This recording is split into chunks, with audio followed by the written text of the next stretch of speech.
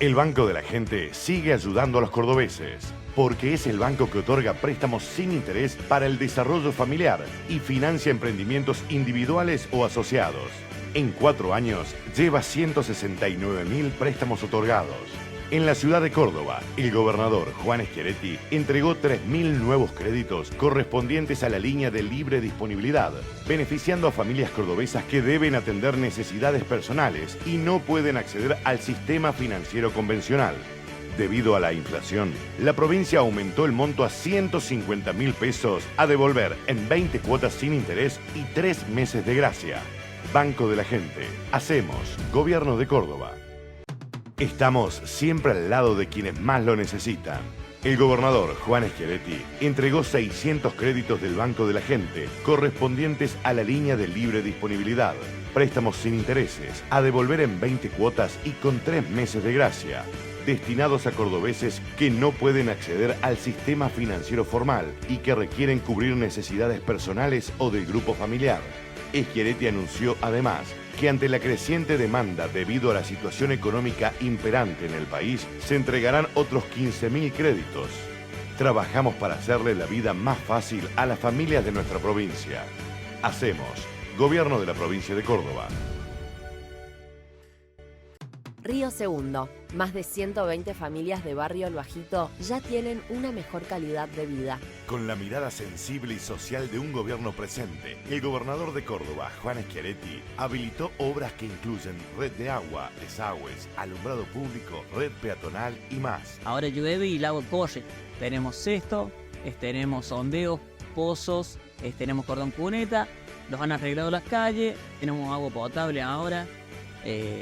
Y las mejores del valle, tenemos la plaza también que nos han traído para los chicos. Hicimos, hacemos y seguiremos haciendo entre todos. Gobierno de la Provincia de Córdoba. La Dirección General de Prevención de Accidentes de Tránsito informa que, al haberse habilitado al tránsito un nuevo viaducto en la Ruta 9, a la altura de Jesús María y Colonia Carolla, solicita a los automovilistas circular con precaución, respetando las velocidades indicadas en ese sector. Gobierno de Córdoba. Mirá si con la colilla de un cigarrillo vas a provocar un incendio. Eso es un verso de la cara china. ¿O qué? ¿Me vas a decir que con la brasa de un asadito vas a quemar media provincia? Deja, por favor. Vení, escúchame. ¿Prepará las cosas? Te voy a llevar de camping a un bosquecito de pinos que no lo vas a poder creer.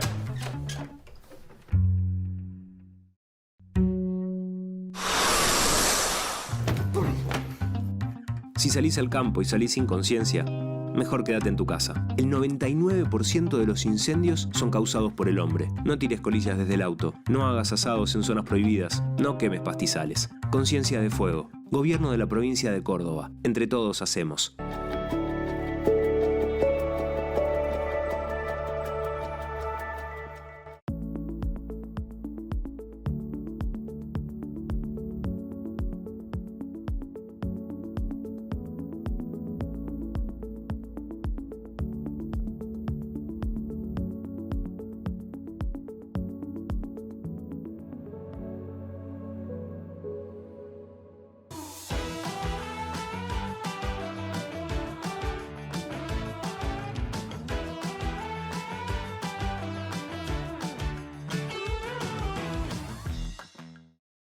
Arroyito siguió apostando al crecimiento y desarrollo de esta gran ciudad. Le dijo que sí a seguir creciendo en salud, en educación, en obras, para toda la ciudad. Arroyito le dijo sí a la llegada de la universidad, a la creación del primer carnet de salud público para familias vulnerables. Le dijo sí a la creación del primer servicio de transporte público, a la salud mental, a trabajar por el medio ambiente, a cuidar nuestras infancias y a poner a los jóvenes como protagonistas de esta ciudad.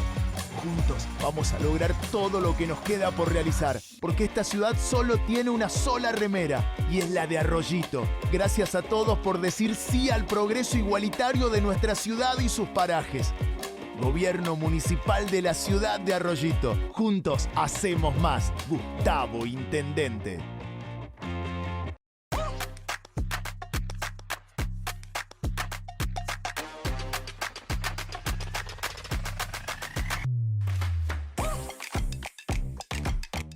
Iniciamos el segundo bloque y continuamos con un tema que es preocupante y vigente, la violencia.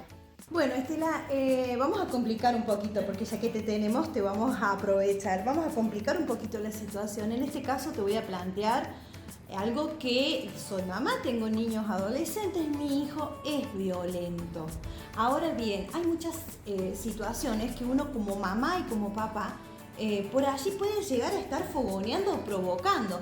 En este caso te voy a hablar de frases que vienen de épocas arcaicas y que hemos heredado y que por allí las decimos como un latiguillo, ni siquiera sabemos ni nos damos cuenta de lo que estamos diciendo.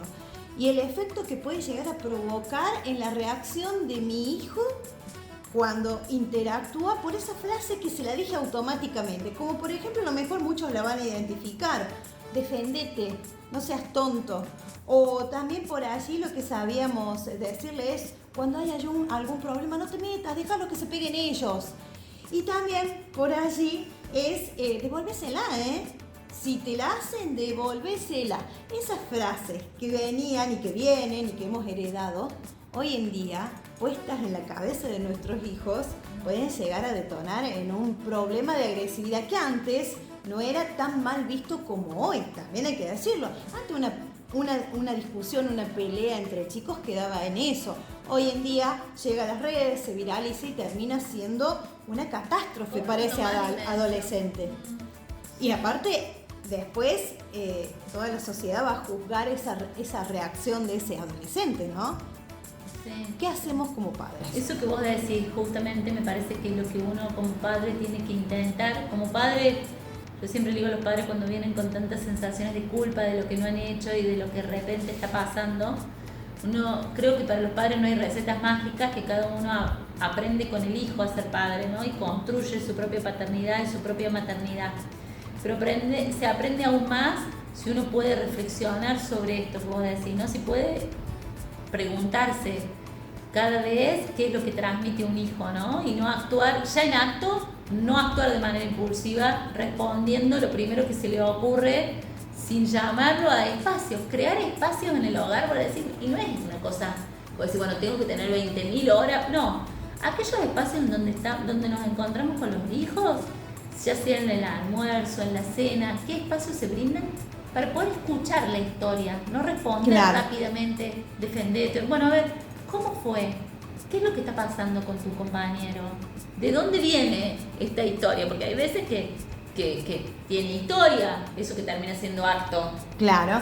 ¿Cómo se resolvió esa situación? Porque ya ahí en la transmisión misma de ese adulto que le pregunta a un joven o a un niño cómo fue lo que desencadenó el golpe, ya ahí mismo ya se está actuando distinto, porque si uno responde rápidamente, es como vos decís, un modo espejo de seguir actuando la violencia, porque la violencia estamos diciendo que es pura impulsividad. Entonces, ¿qué lugar en acto los adultos dan al uso de la palabra? Claro. Y cómo poder, primeramente, que ese joven encuentre modo de resolución, que cuando se le escapaba de las manos pueda ir con un docente a hablar, pueda ir con algún adulto responsable a decirle lo que se está viviendo en la escuela o lo que se está viviendo. Y si a nosotros como padres nos refiere que no puede hablarlo en la escuela, bueno, ¿cómo nos acercamos a la escuela nosotros también a reflexionar porque muchas veces lo que se escucha es que se le va a depositar a los docentes el problema, la situación que está ocurriendo en la escuela. Bueno, pero ni los docentes tienen soluciones mágicas, ni los padres tampoco. Entonces, ¿cómo se transforman en lazos de conversación para que se puedan aunar formas de reflexionar de esa situación? Claro, y no ir el padre o la madre, ir en la posición de que mi nene tenía la razón, porque a lo mejor cuando llegamos nos encontramos con un panorama, o sea, ir abiertos a transitar esto de una negociación para mejorar la situación, porque a lo mejor ese acercamiento termina siendo un conflicto más grande entre el papá y el colegio, ¿no? Muchas porque veces pasa eso, ¿no? Sí, que los padres, está claro que, bueno, seguramente por temor y por la angustia propia, van a la escuela también con una posición cerrada también. Entonces, si nosotros queremos transmitir en los niños y en los jóvenes otros modos de resolución de conflicto, y ya los adultos es importante que puedan darle lugar a la palabra y a no responsabilizar directamente, sino cada uno a hacerse cargo de la posibilidad del uso de la palabra. Claro. ¿No? Y cómo transmitimos eso en los jóvenes y pudiendo darle lugar a la historia. Claro. Hoy escuchamos que ya no se narran historias. No. No, ya no hay Vamos a la eso- solución, al final. Bueno, ¿y cómo se hace antes que te pegó? Bueno, ¿por qué pasó? ¿Por qué llegar a Claro. eso? ¿De dónde viene?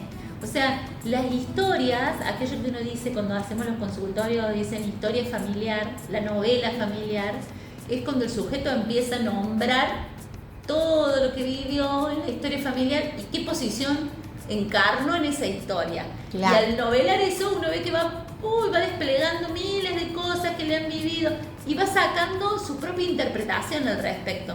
En casa no es necesario solamente en el consultorio, salvo cuando haya síntomas que ya se repiten en el tiempo, insisten y se Claro. sufren. En casa se puede novelar, historizar, darle lugar a los relatos. Cómo Claro. los padres cuentan sus propios relatos de cómo eran cuando eran niños, de cómo eran cuando eran jóvenes. Qué poco saben nuestros hijos de nuestras adolescencias, porque a veces el papá se pone en la posición de que siempre fue grande.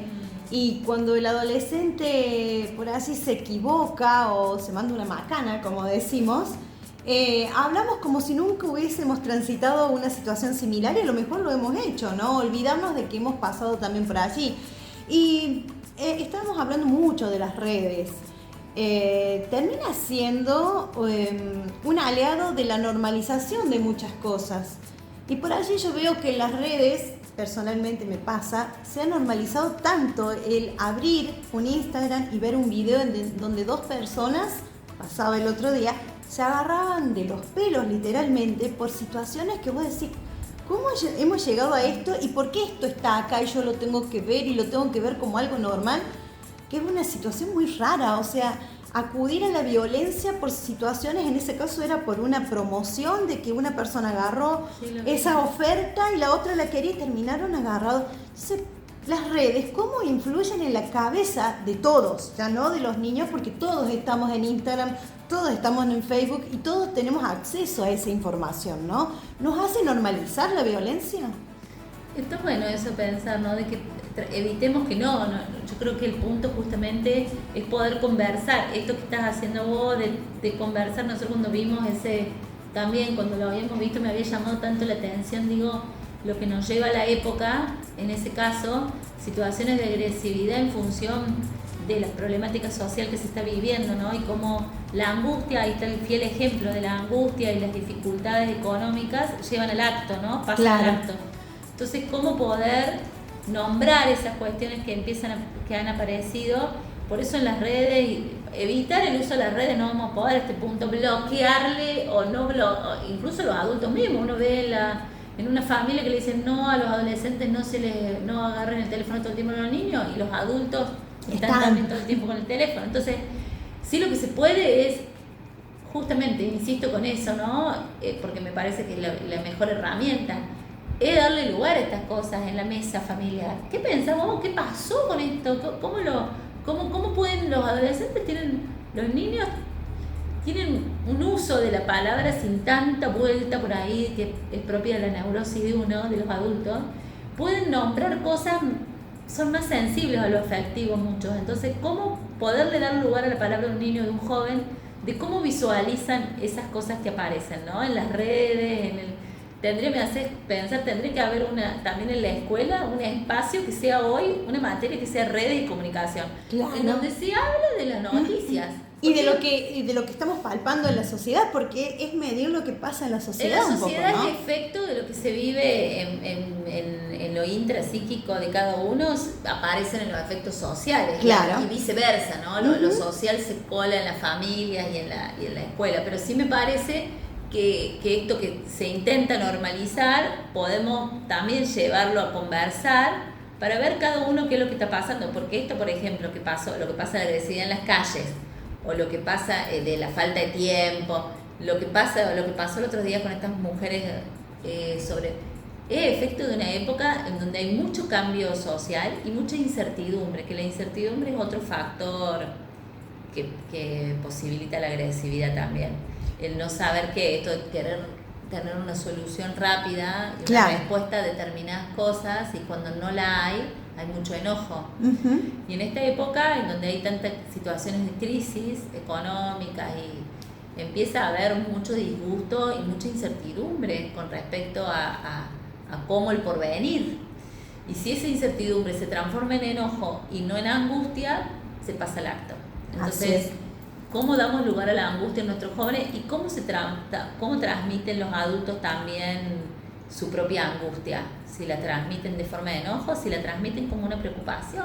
Claro. Los adultos pueden ¿Cómo transmitir. habla sobre ese video con el entorno de esa persona? Porque ahí podemos seguir transmitiendo violencia, seguir ampliando esa violencia. Exactamente. Depende de mi reacción, como me escucha. Hay que ver que no va a recibir igual un mensaje un niño de 6 que uno de 12 que uno de 18 a mi respuesta sobre esa angustia. Ahora, hablamos de todo un poco y ya cerrando la nota te tengo que tocar un tema que por allí los docentes van a decir, tienes razón, pasa mucho. Yo tengo mi hijo que es violento y ha tenido reacciones violentas, pero yo como mamá lo niego, no lo enfrento, no lo asumo, no hablo del tema. Y es como decíamos antes, la madre no le da importancia. A lo mejor no es que no le da importancia, es como que trata de no verlo para no asumirlo. Pero ¿cómo una mamá puede enfrentar esa situación para ayudarlo? Más aún si es adolescente, que es mucho más difícil, ¿no? Si es adolescente es mucho más difícil, depende, ¿no? Porque hay veces que los adolescentes tienen, si uno le da lugar a lo que les pasa, al principio se niegan, pero después acceden cuando sufren, ¿no? Cuando la agresividad es una forma de sufrimiento, lo que vos decís que es importante es no naturalizarla desde el vamos, y si los padres ellos mismos niegan que el hijo está sufriendo, si lo toman como un mal comportamiento solamente, queda en un mal comportamiento. Por eso es muy importante, o un mal comportamiento porque es típico, porque es adolescente. Él es así, la él frase, es- bueno, mi hijo es así. Bueno, es importante, sí, está claro que siempre los padres quieren resguardar al hijo, pero creyendo que lo resguardan, ahí hay una negación de aquella conducta y cuando eso empieza a ser cada vez más evidente, incluso a nivel intrafamiliar, ya no hay posibilidad de tanto resguardo, sino cuando repercute también hacia los mismos padres. Claro. Entonces los padres, muchas veces, lo que hay que intentar, que es difícil, es no responder en espejo al adolescente, o sea, de agresividad, responderle con agresividad, sino tratar justamente de buscar espacios donde, cuando esto empieza a pasar, de que ya hay actitudes de agresividad cotidiana, cómo ir, si el adolescente no quiere llegarse a un consultorio psicológico, cómo los padres pueden tener entrevistas, porque no es necesariamente que sí o sí el adolescente, entrevistas para ubicar cómo acompañar al adolescente Claro. en ese transcurso. Es difícil que el adolescente, acceda a ir a un psicólogo. Por la misma edad también me parece que ellos lo ven como, uy, ¿qué van a decir? Viste que a esa edad es como que ellos son reticentes a verse en una situación de sesiones de psicólogo, siendo que no es nada malo, pero viste que es como todavía hay allí un tabú en la Al principio sociedad. hay como cierta reticencia, pero después lo que escuchamos, hoy en día hay muchas consultas de los mismos adolescentes, justamente por esto que decimos, porque se dan cuenta que están sufriendo, que no encuentran el modo de relacionarse con el otro. Aparecen muchas preguntas en torno a la sexualidad, a la relación con los pares, y necesitan hablarlo. Y hay veces que con los padres no se animan porque lo que van a decir, por lo que van a pensar, por el propio prejuicio quizás de los padres, que al encontrarse hablando con ellos, a los padres, no olvidemos que los remite a su propia adolescencia. Claro. Entonces muchas veces aquello que temen en los jóvenes es aquello que ellos mismos han vivido y no han sanado. Entonces, hoy por suerte los adolescentes, hay muchas consultas de jóvenes en donde acceden porque necesitan estas cuestiones, estas conductas de malos comportamientos, es una necesidad de hablar.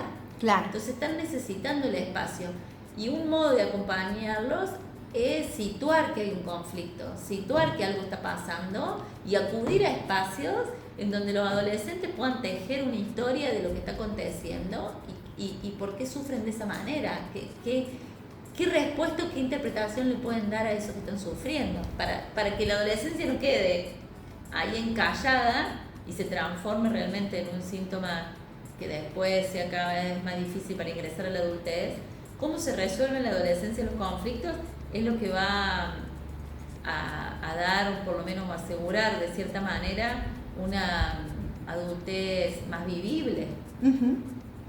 En sí creo que el mensaje de todos estos puntos ha sido siempre el mismo, ¿no? Volver al diálogo. Y si yo te tuviese que pedir, vos me dijiste volver al diálogo, asistir a un psicólogo, a un especialista para generar por allí espacios donde se pueda hablar. Si el adolescente o quien tiene el problema de violencia no va, sí puede ir el entorno para acompañarlo y también tener herramientas, porque no es fácil una situación de violencia en una casa, en un entorno. Puede ser un amigo, puede ser en la familia, puede ser en el trabajo. Generar víctimas, o todos somos víctimas de la violencia, ¿no? Herramientas también para poder trabajar. Ahora, si yo te pidiera tips, ¿es muy general pedir tips en estos casos? Y por ahí, como decimos al principio, hay como distintos casos de violencias, porque hay la violencia, estamos diciendo que es efecto, que es respuesta a distintas cuestiones o a distintas interpretaciones de lo que ha vivido un sujeto. Uno de los tips, si podemos decir tips, es lo que vos nombraste recién. Para romper con el círculo de la violencia es de naturalizar comportamientos propios de etapas o de procesos, no naturalizar eso a pesar de la carga de la historia de cada uno, llevarlo al diálogo, llevarlo a la palabra, consultar, porque a veces que con una consulta se pueden resolver distintas cuestiones, no es necesario por ahí un proceso terapéutico, sino algunas entrevistas como para visualizar qué es lo que está pasando.